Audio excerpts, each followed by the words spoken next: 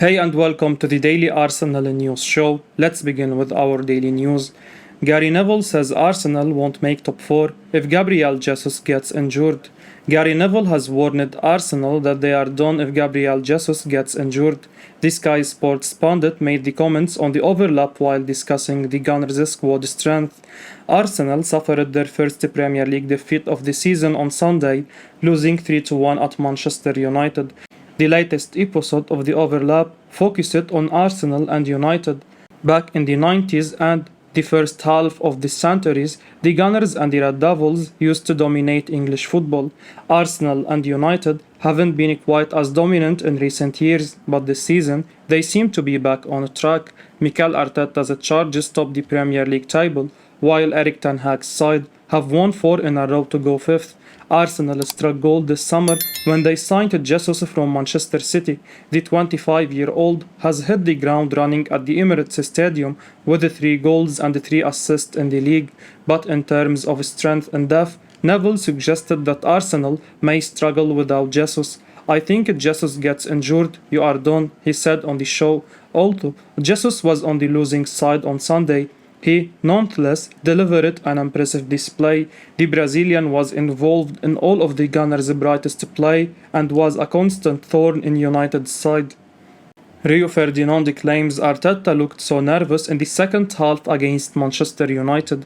Rio Ferdinand says Arsenal manager Mikel Arteta panicked in the second half of Sunday's 3-1 loss against Manchester United.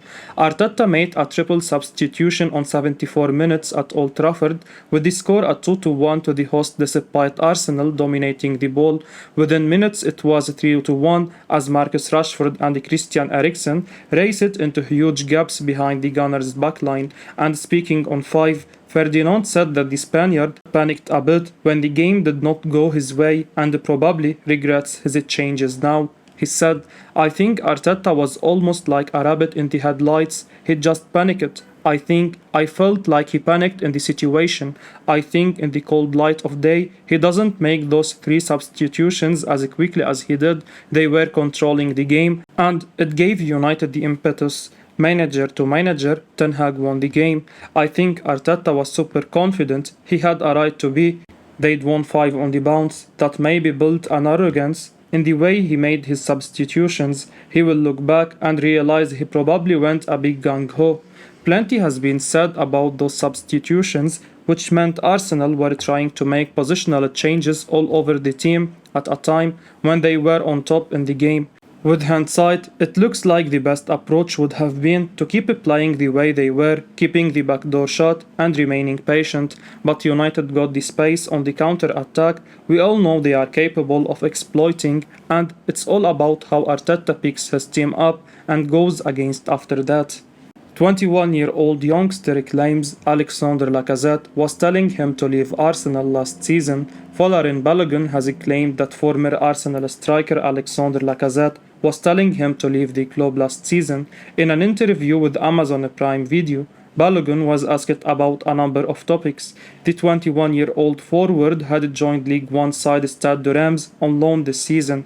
After failing to make an impact in Arsenal's first team last season, Bellerin needed a temporary move away from the Emirates, and it was Arsenal's former number 9 that convinced Bellerin to move abroad to France. Bellerin ended up following Lacazette to France, although they ended up at opposite sides of the country. Lacazette has returned to his boyhood club Lyon, and the two players have already met during a 1-1 draw last month. When asked about Lacazette, Bellerin said, he's obviously a very big player, and when I was at Arsenal, he always helped me, always trying to help me to improve, always teaching me techniques. I remember speaking to Lacazette, and he told me that I need to go to League One. He kept saying, go to League One, you'll do well here. So maybe he should become an agent as well, because he has good football knowledge.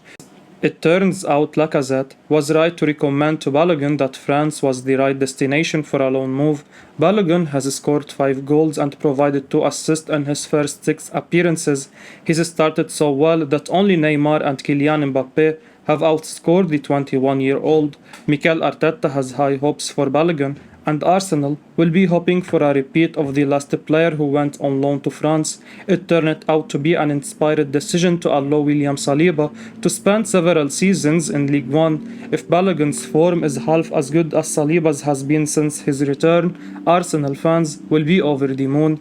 Balogun clearly trusts Lacazette a lot, and the Frenchman telling Balogun to leave Arsenal has certainly paid off so far. Ian Wright says he's sad that Hector Bellerin left Arsenal this summer. Arsenal legend Ian Wright has claimed that he was really sad to see Hector Bellerin leave the Gunners and join Barcelona this summer. The Spanish fullback has not been in Mikel Arteta's plans for a while now. He was loaned out to Real Betis at the start of last season, and he was heavily linked with a return to the Benito Villamarin Stadium in the recent concluded window. However, Betis just couldn't afford to sign him in the end, and Barcelona stepped up. The Catalans agreed to sign Bellerin if Arsenal terminated his contract, and the Gunners obliged on a transfer deadline day. Wright has now expressed his sadness about the 27-year-old's departure. Wright addressed Bellerin's departure in the latest episode of the Wright's House podcast.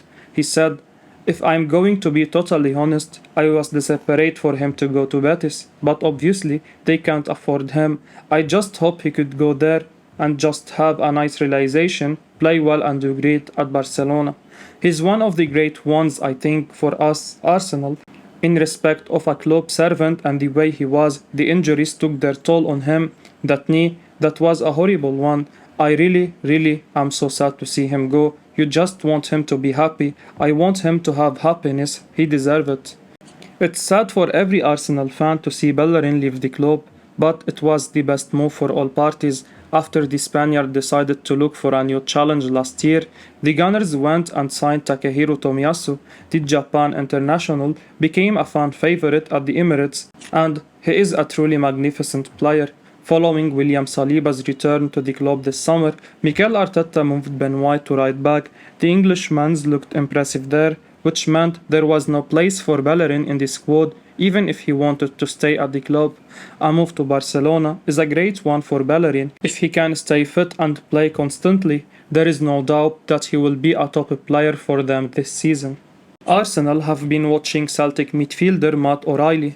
Football journalist Dean Jones has claimed that Arsenal have been watching Celtic youngster Matt OReilly for years amid links the Gunners are keen to sign him.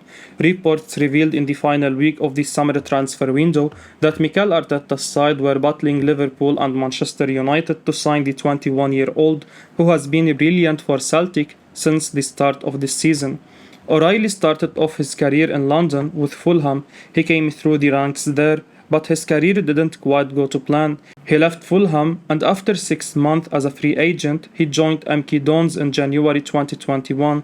The talented Dane played 54 times for the Dons before making a move to Celtic last year. He has impressed there, especially since the start of the season, having picked up 5 assists in 6 league starts. It's no surprise that clubs in England are keen to sign OReilly, who has been branded as fantastic. Jones has revealed that Arsenal have been keeping tabs on him for a long time now.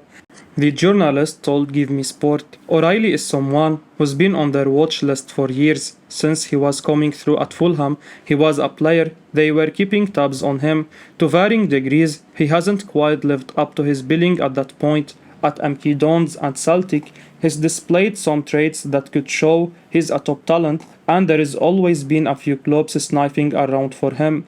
A newspaper in Spain hailed the 21-year-old's quality and performances this season. They brand OReilly as a very powerful player with a good left foot. His assist to Jota in the Old Firm derby recently has also been hailed as wonderful. Transfer Insider says Arsenal attempted last-gasp move for Noa Lang. Arsenal made a last-ditch attempt to try and get Noa Lang to the Emirates on deadline day, according to Rudy Galletti. The Transfer Insider, writing on Treble Football, provided an update on the Gunners' late push for a winger. Arsenal enjoyed a fruitful summer transfer window for the most part, making 5 signings. However, the Gunners failed to get any late additions over the line before the window shut last Thursday night. Numerous reports doing the rounds suggested Arsenal were eyeing a new midfielder and/or a new winger. One of those was Mikhailo Mudryk, but negotiations between Arsenal and Shakhtar Donetsk fell through. The Gunners were reportedly hoping to strike a £30 million deal, while the Ukrainian club was after around £50 million. Arsenal then turned their attentions to other wingers, including Lang, Galletti. The British club decided not to raise their offer for Mudryk and went for other last-minute names, including Noa Lang. He said, for the Club Brugge player, who seemed very close to AC Milan in June, the time to strike up a concrete negotiations was too short, and so Arsenal just remained it as it is, without an alternative as a winger, but with a splendid first place in the Premier League. Lang would have been a good shoot for Arsenal, a young, talented and versatile player with a high ceiling. The 23-year-old Netherlands international has featured in every position in midfield and up front in his career. Most of his appearances have come at left wing, 91. However, he has also played 30 times as a centre forward or second striker. Lang has also played 28 times in central midfield, 20 times as a number 10, and 30 times on the right wing. He has made 91 appearances for Brugge, registering 27 goals and 27 assists. Lang has also won 5 caps for the Netherlands. Arsenal transfer target plans to leave his club on a free transfer at the end of the season. Arsenal transfer target Douglas Luiz plans to leave Aston Villa on a free transfer at the end of the season. Luiz's contract at Aston Villa currently expires at the end of the season. The Brazilian midfielder was linked with a move away from the club this summer, but Aston Villa didn't want to lose one of their key players. According to Fabrizio Romano, speaking exclusively to Cult Offside via his Substack column, Arsenal did attempt to bring Luiz to the Emirates during the summer transfer window, but a move failed to materialize. Romano also confirmed that Arsenal could make another move for Luiz in January, but waiting until the end of the season could be smart. According to transfer journalist Akram Connor, Luiz plans to leave Villa on a free transfer at the end of the season, meaning Arsenal can pick themselves up a bargain. With injuries to Thomas Partey and Mohamed El-Nini, signing a midfielder in the summer would have been hugely beneficial to Arsenal, but they will have to make do with their current crop, at least for the time being. Transfer Insider says perfect winger wanted Arsenal deadline day move. Arsenal tried hard to bring Mikhailo Mudryk to the Emirates Stadium on a transfer deadline day, journalist Rudy Galletti has claimed, and the player himself was pushing for a move to the Gunners, but Shakhtar's valuation was too high, added Galletti. Arsenal enjoyed a fruitful transfer window overall, but they failed to bring in any late reinforcements. Numerous reports doing the round suggested the Gunners were eyeing a new midfielder or a new winger. Mudryk was one of the players Arsenal were reportedly targeting for a late move. Galletti, writing on Tribal Football, provided an inside update on Arsenal's failed pursuit of the Ukraine international. They tried until the very last moment, but in the end, they had to give up, he wrote. Arsenal closed the summer transfer session without having purchased a winger. A few hours before the end of the transfers, the Gunners intensified contacts with other clubs to give Mikel Arteta one more alternative among his offensive players, but without success. The first attempt was made with Shakhtar Donetsk for Mikhailo Mudryk. The player was pushing for the transfer, but the Ukrainian team did not lower the request at about €50 million. It's not coincidence that Shakhtar has already rejected offers of around €30 million from Everton and Nice in the previous day.